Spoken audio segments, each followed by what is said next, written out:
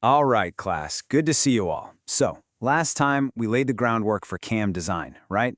Today, we're going to build on that. We're going to tackle the next big piece of the puzzle, synthesizing the follower's motion program.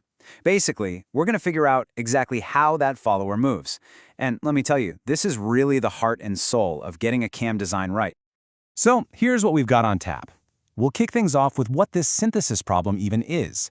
Then we'll get our hands dirty and derive two basic solutions: uniform and parabolic motion. After that, we'll check out some smoother, more advanced profiles, see how they all stack up against each other, and wrap up with the big question: how do you, the engineer, pick the right one? All right, let's get right into it. The motion synthesis problem. So, what is it? Well, imagine you get a design spec for a CAM. It almost never gives you the full picture. It'll tell you the key moments, the follower needs to sit still here, or it has to rise to this specific height. But there are always these gaps. Our job as the designers is to fill in those gaps, and not just fill them in, but do it in the smartest, most effective way possible. And this plot, right out of your textbook, shows this perfectly. Take a look. The spec tells us the boundary conditions. We know the follower has to dwell, stay put, at position 0. Then it needs to rise up to some height, let's call it h, and then dwell again. But look at that big question mark. The spec doesn't say a thing about how it gets from that first dwell to the second. That's our problem. That's the motion we have to create or synthesize. So what's the first thing you might think of doing? Well, the simplest solution, right? Just connect the dots with a straight line. Easy. This basically means we're just going to move the follower at a nice constant speed. It gets the job done, it meets the position requirements, but, and this is a huge but, this simple fix hides a really big problem for our machine. So where's the danger? It's all in the derivatives, folks. Think about it. If your position is a straight line, your velocity is constant. But what happens at those corners? You go from 0 velocity during the dwell to some constant velocity, instantly. An instantaneous change in velocity, what does that mean for acceleration? It means your acceleration is infinite. And we all know F equals ma. Infinite acceleration means infinite force. That's not just bad, it's physically impossible. In the real world, it means a massive impact, a ton of noise, and you're pretty much guaranteed to destroy your CAM and follower. Okay, so this connect the dots approach has a formal name: uniform motion, or, constant velocity. And as we just figured out, even though it's the easiest thing to draw, it is an absolutely terrible idea for connecting motion segments in pretty much any real machine. Let's dig into the math and see exactly why it's such a disaster. This SVJ diagram, that's displacement, velocity, acceleration, and jerk, lays it all out perfectly. For uniform motion, look at the displacement, s. It's just a simple ramp, a straight line. Take the derivative, you get velocity, v, and it's a constant block. No surprise there. But now, look at the acceleration, a. To get that velocity to jump from 0 to constant and then back to 0, bam! You get these massive, theoretically infinite spikes. In reality, that's not a spike, it's an impact. It's a hammer blow to your system. So how do we derive this? It's super straightforward. I mean, we're talking about a line, right? So y equals some constant, c, times our CAM angle theta. We just plug in what we know, our boundary conditions. At the start, theta is 0, displacement y is 0. Okay, at the end of the rise, let's call that angle beta. The displacement is our total lift L. We solve for c, and boom, we have our displacement equation. Now take the derivative for velocity. You just get a constant. Take the derivative again for acceleration. Well, it's 0, except at those 2 points, the start and the end. And that's where the math breaks down and gives us those nasty infinite spikes. So here's the bottom line on uniform motion. Yeah, it's super easy to calculate, but dynamically, it's a catastrophe, a complete disaster.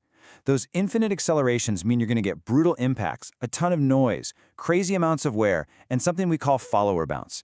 That's where the follower literally jumps off the CAM at high speeds. So for any real-world machine that's moving at any reasonable speed, this is a non-starter. We've got to do better. Okay, so how do we fix this infinite acceleration mess? Let's move on to our next tool, parabolic motion. The idea is simple. Instead of a straight line for our displacement, we're going to use a curve, a nice, gentle parabola. The hope is that this will smooth out those nasty transitions. And just look at the SVAJ diagram for parabolic motion. This is a massive improvement. The displacement is now this nice, smooth S-curve. And the velocity? It's a triangle. It ramps up smoothly, then ramps back down smoothly. No more instantaneous jumps. That means our velocity is now continuous. And because the velocity is continuous, guess what? The acceleration is no longer infinite. Look at that. It's a finite step function, a constant positive value, than a constant negative value. We did it. We solved the infinite acceleration problem. Big win. Now, the derivation for this one is a little bit trickier. It's kind of clever, actually. We can't use just one parabola for the whole rise. Instead, we use two. For the first half, we use one parabola that takes us from 0 displacement and 0 velocity up to half the total lift. Then, for the second half, we use a different parabola that takes us the rest of the way, making sure we end up at the full lift with 0 velocity. The key, the really crucial part, is making sure the position and the velocity match up perfectly at that midpoint. That's what gives us that beautiful continuous velocity profile. So parabolic motion is a huge step up, no doubt about it. We have finite acceleration, which is something we can actually achieve in the real world. But we haven't solved everything. We've kind of just kicked the can down the road, one derivative down. Look closely at that acceleration profile. It jumps from 0 to a positive value, instantly. Then it flips to a negative value, instantly. And then it jumps back to 0, instantly. That instantaneous change in acceleration, that has a name. We call it jerk. And an infinite jerk is like a physical jolt to the system. It can still cause vibrations and problems, especially as you start to speed things up. So, our quest for the perfect motion isn't over. To get rid of that nasty jerk problem, we need even smoother functions. Now, for these next few, we're not going to grind through all the derivations in class. That's what your textbook is for. But let's take a look at the results. We'll check out 3 of the most popular and, frankly, most effective advanced profiles out there. First on our list is simple harmonic motion. And just like it sounds, it's all based on sines and cosines. So what's the big win here? Just look at the acceleration curve. It's a beautiful, smooth cosine wave. It starts at 0, gently rises and falls, and comes back to 0 at the end. That continuous acceleration profile, that is a massive leap forward in making the motion dynamically smooth. All right, next up, we've got cycloidal motion. And this one is even better. It's got continuous acceleration, sure, but it also has finite and continuous jerk the whole way through. This makes it a top-tier choice, one of the absolute best, for anything moving at high speed. When you control the jerk like this, you dramatically cut down on vibrations. That means a quieter machine and a much more reliable one. And finally, we can get really fancy and engineer a custom motion profile using polynomials. A classic example you'll see is the 3, 4, 5 polynomial. It's basically a fifth-order polynomial, and we cook the books. We choose the coefficients to get exactly what we want at the boundaries. And what do we want? We can force the velocity, the acceleration, and the jerk to all be 0 at the start and the end. You just can't get a smoother transition into and out of a dwell than that. It's fantastic. Okay, so that was a lot. We've gone all the way from a dead simple straight line to some pretty complex polynomials. So let's pull it all together now and put these 5 functions head to head. This will really help us see the hierarchy of smoothness. Now this table, if you remember one thing from today, make it this. This table is the key takeaway. It perfectly summarizes the dynamic quality of every function we've talked about. And you can see a clear pattern, right? As we go down the list, from uniform all the way to polynomial, the motion just gets better and better. Uniform fails right away, discontinuous velocity. Parabolic fixes that, but then acceleration is discontinuous. Simple harmonic helps, but the jerk still jumps around. And then you get to the good stuff. Cycloidal and polynomial. They give us the smoothest rides, with finite or even 0 jerk where it matters most, at the boundaries. And that is the secret to high-speed performance. Okay, so we've done a bunch of math, but why does any of this really matter? It all comes down to this. As an engineer, you have to pick the right tool for the right job. You can't just throw a dart at a board and pick a motion profile. You have to make a smart, informed choice based on how fast your machine is going to run and what you need it to do. And the one concept that really draws the line between a low-speed design and a high-speed one is jerk. Remember, that's the third derivative, the rate of change of acceleration. I like to think about it like this. If you're in a car and the driver floors it, the constant acceleration pushes you back in your seat. That's fine.